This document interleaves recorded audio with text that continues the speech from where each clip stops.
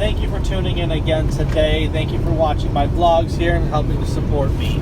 I just want to say, if you guys enjoy the content that I'm putting out, please smash that like button, hit the little bell off to the side, and subscribe to the channel. And secondly, if you guys ever want to start investing, you want to start working on your future, which is what this is going to be about. This is going to be the top 5 ways you can better yourself and your life. But you can go down to the description and click on the little arrow, and under the description portion there is the link for Robinhood, which is how I do most of my investing. Please use that link. It'll get you 1 free stock. It'll also provide me 1 free stock. We're only a couple more because you're only allowed $500 total worth of free stocks. So that will be cutting me out very shortly here, but I just want to be honest with you guys so that way you know what's going on. But now to my vlog. This is the top 5 reasons why, or top 5 ways or things you can do to better yourself. And these are in no particular order, but I will say number 1 is the most important and the best way you could ever think about bettering yourself and your life. We're going to start out with number 5, which is, guys, out here, we need to be honest. And I know that sounds really stupid, but being honest and building rapport with our dispatchers, and I don't know how every company is run, but I know where I am right now. Building the rapport with the dispatchers is going to get you the better loads. If they know they can trust you, they're going to give you more. So, look, some of the things you can do is be honest with them. Tell them up front when you're going to be there. Make your deliveries on time. Don't just sit there and get lazy. And whether you're in a sleeper truck, put your feet up in the sleeper and hang out for a couple extra hours because you don't feel like working. Or if you're in a hotel, staying in the hotel for a couple extra hours because you don't feel like working, or finding every reason why possible not to have to do your job today. Guys, that is going to kill you in the long run. If you can turn around and be honest with your dispatcher and get stuff there on time every time, you're going to build rapport. And instead of the normal, well, call me when you're unloaded and I'll start working on getting you another load. If you can build a routine and build a route with your dispatcher so he knows or she knows what you're doing, and you're doing it properly week after week after week, they're gonna know, look, Monday's run, I should probably get that worked out on Tuesday or on Thursday or Friday the week before, because they know you like to get up real early in the morning, be loaded by 4 or 5 o'clock in the morning, and be on the road. So they understand that, look, if they get you that load on Friday afternoon, you're not going to leave them hanging until noon on Monday, because you're going to get that load on. They know that by the time you're loading on Monday, they need to be working on your Wednesday's load or your next load. They understand that you're almost always going to be wherever you're going by the same place, the same route. They understand you're going to be there and unloaded between Wednesday morning and Wednesday by noon. So they know by Monday, Tuesday, they need to have your Wednesday's load ready for you. And same thing, they know where you're going to be Thursday, Friday. So they're going to have your load getting you back home for the end of the week ready for you. So there's none of this waiting until the very last second to finally get a hold of you, for you to get a hold of them, and then they start working on it, and you're sitting for 3, 4, 5 hours waiting to get your next load on. So that's the being honest portion. That is just building your rapport with your dispatchers. If they know that they can trust you and they know you're going to do your job, like I said, they're going to give you the better work. You're going to get the one stopper or the two stopper if you're hauling cars. I don't know about general freight and flatbeds, how that really works. But as for cars, you're going to get the good loads. You're going to get what you like hauling. They know where you like to go, and they're going to do their best to make sure that that's what you get all the time. Okay, so the next one is, guys, we're in these trucks for 10 to 14 hours a day. Let's get some books. Get some audio books to better yourself. Get them on a hobby that you're in. And this will lead into the next one as well. But this will lead into number 2. But get some books. Find whatever you enjoy. For me, that's investing. That is the stock market.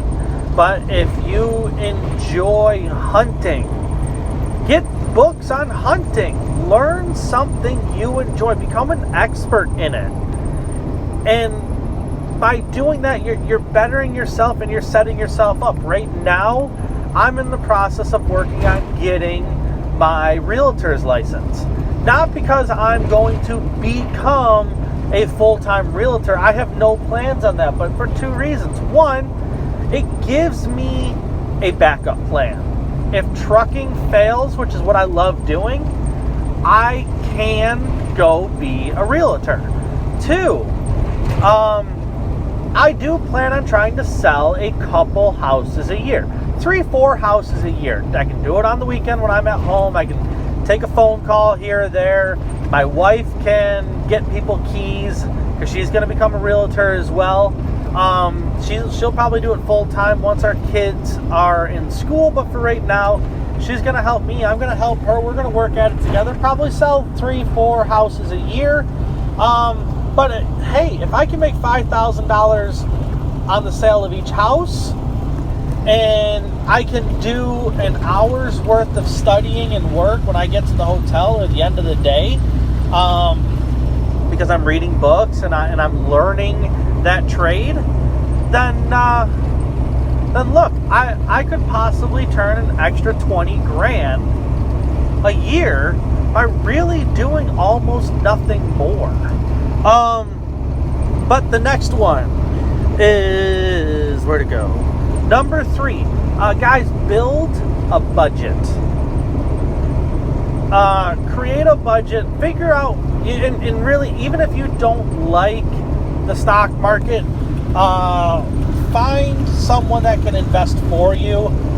If you don't want to do it yourself, I highly recommend somebody that does my wife and our kids' accounts. That's Jazz Wealth down in Orlando, Florida. You can find him under Jazz Wealth on YouTube. You can watch his videos. The guy is a ball of knowledge, and I do have my faith in him. So if you don't want to invest yourself, then look, use somebody like him and set a budget. I don't care what it is. I don't care if it's $100 a week. I don't care if it's $2,000 a week. Set a budget and live by it. And do everything you can to be able to send more money. For me, this is how I keep to my budget when I'm out here on the road. I go to the grocery store when I get home on the weekend and I buy my drinks for the week. And usually it's water and a case of Gatorade. I try not to drink soda, even though Mountain Dew is my undoing. So I do get 2 bottles, just the little, the normal size you get at a truck stop, not the 1 liter bottles, but just the normal bottles. I take 2 of those, I bring them with me, and when I just can't hold off and I really have to drink a Mountain Dew, that is my, I guess, ice cream. I can withstand most everything else, but that is the one thing that I do. I drink that I wish I didn't, but look, I'm that's my addiction, I guess. But how I do it, guys, and you don't have to copy me exactly, but look, I have a little cooker that I take into the hotel room with me, and I will make, if I'm having steak at night, I will make 2 ribeye steaks or 2 sirloin steaks or whatever. And if I'm having pork chops, I double whatever I'm going to eat when I make it at night. And then I have these little, more or less cheap $5, you get 5 of them, Tupperware container type of things from Walmart, and a cheap thing of silverware. Literally, I think the forks and the knives, each fork, they're the metal ones, but I think they were $1 a piece, and the knives were $1 a piece. I have 2 sets, 2 forks, 2 knives. That's what I bring with me. But take that, whatever I'm eating at night, like I said, I double that, and then I turn around and cut it up. The double portion, I cut that up and I put it in that little Tupperware container. That is my lunch for the next day. For me, I'm really trying to lose some weight and get back into a decent shape. So I have a salad, and I like to eat, and I like to eat a lot. So I eat a lot of salad. That each bag of salad that you get from the grocery store, I can have 2 days. They last me 2 days because I fill the container with the salad when I'm ready to eat. I like the garlic pepper onion straws, Italian dressing, and some shredded cheese. I put that on there, and I eat half the meat and all the salad, and then I fill it back up with salad again, and I eat the other half the meat and the salad. That's my lunch every single day.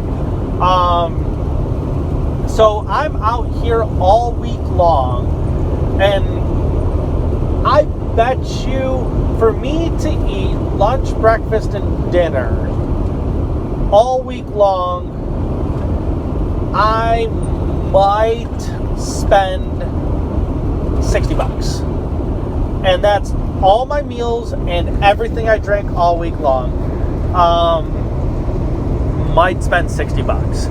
That really helps me, because eating at the truck stop, that's $20 a meal, and that rate there saves me probably the better part of $150, $200 a week eating in the truck stops.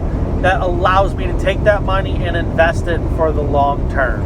So that's number 3. That's building a budget. That is helping yourself in the long run. So that's number 3. We're going to go to number 2, which is create an extra source of income. This is the one that I was saying with getting books and bettering yourself. Create an extra source of income. I don't care if your hobby is RC cars. There is a way that you can take that hobby, that's something that you love doing, and turn that into possibly a couple $100 extra a week. For me, that's always, like I said, it's always been the stock market and real estate. I love that stuff. So I'm going to become a realtor, and I invest into the stock market. For you, that can be anything. Look, guys, I enjoy making these YouTube videos. They take a lot of effort, and I put forth a lot of thinking before I make these videos, and really it doesn't pay me much of anything. I have yet to ever get a check from YouTube, but right now I'm making maybe $3-4 a week. Again, it's not much. Those little videos that are on it, that's what helps pay me. But I enjoy doing this. It's an extra source of income. Maybe someday it'll pay me $1,000 a week. But either way, it's something I enjoy doing, so you can't really consider it work. So find a way to create some more income for yourself, something that you can do. Do you like blogging? Do you like typing things? Well, hey, go get yourself a writing gig, an extra writing gig. There's magazines and blogs and all that kind of stuff that you can go do if that's what you enjoy. You're good at language and typing. Look, you can do that stuff. Go make a couple $100 extra. if, like I said, if you enjoy it, it's not work. It's enjoyable. It's fun to do.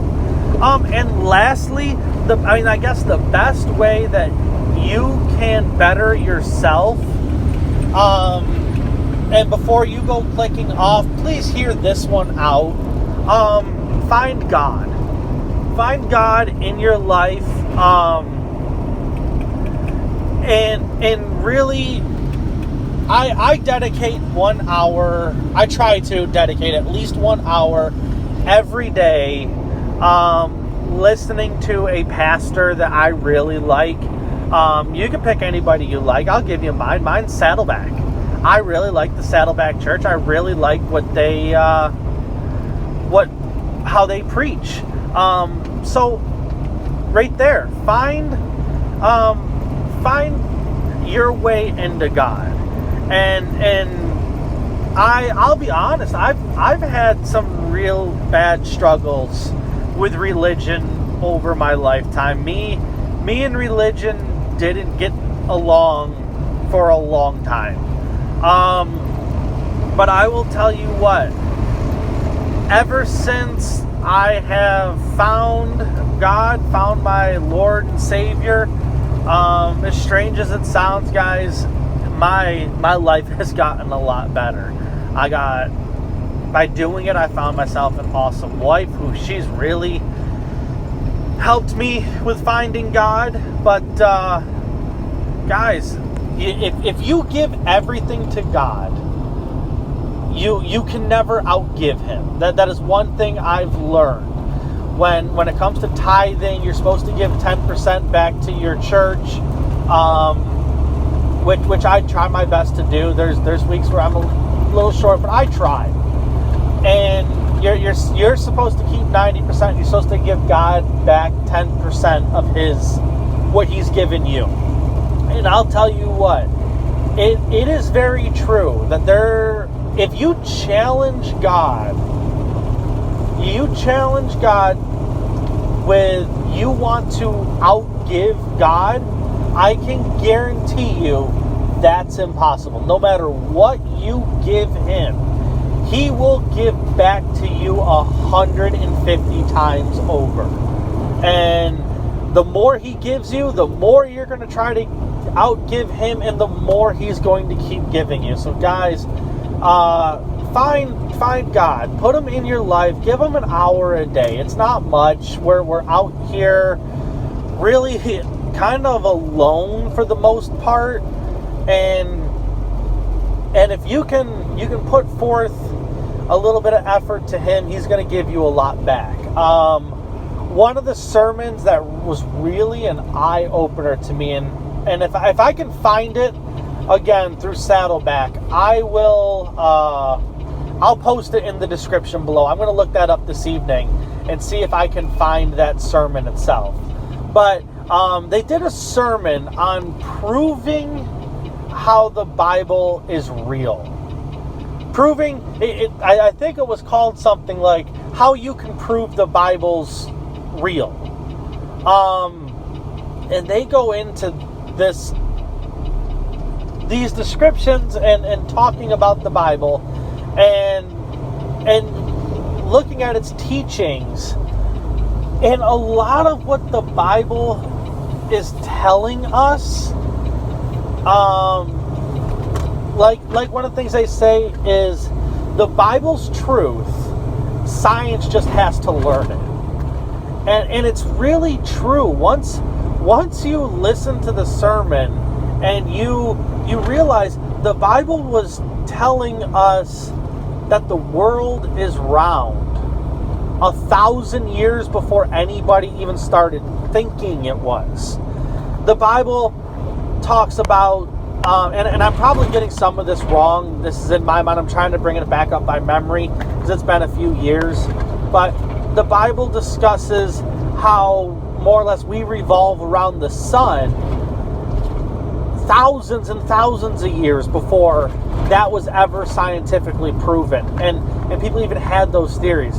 The Bible was talking about if you're ill, or if someone has a disease, to put them outside the city walls for 5 or 7 days or something like that, and then check on them. And if they're still sick or they still have the disease 5 or 7 days later, to put them out there for another 5 to 7 days, and keep doing that until they're better. Guys, that was discussed when we were bleeding people, and that was discussed before we knew anything about germs. And it was just things like that, and I know I'm not doing it any justice, but I'm going to try to find that sermon for you. And guys, if you could just take an hour and listen to that, if you struggle with religion the way I have, I think that'll really help you out, because once I turned myself over, or not really over, I guess. I mean, I guess that is what you call it, but once I started trying to be much more religious and doing the right things, my life has gotten a million times better. So guys, that's all I have for you today. Those are the top 5 ways I would say that you could better yourself.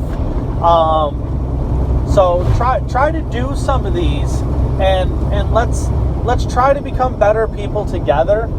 And guys, like I said before, smash that like button, subscribe to the channel, hit the little bell so you get alerted when I make a video, and down below is the link for Robinhood to join. Hit that link, join Robinhood, and start investing. Start giving yourself a better future.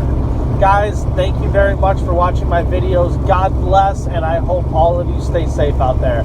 I will see you on the next one.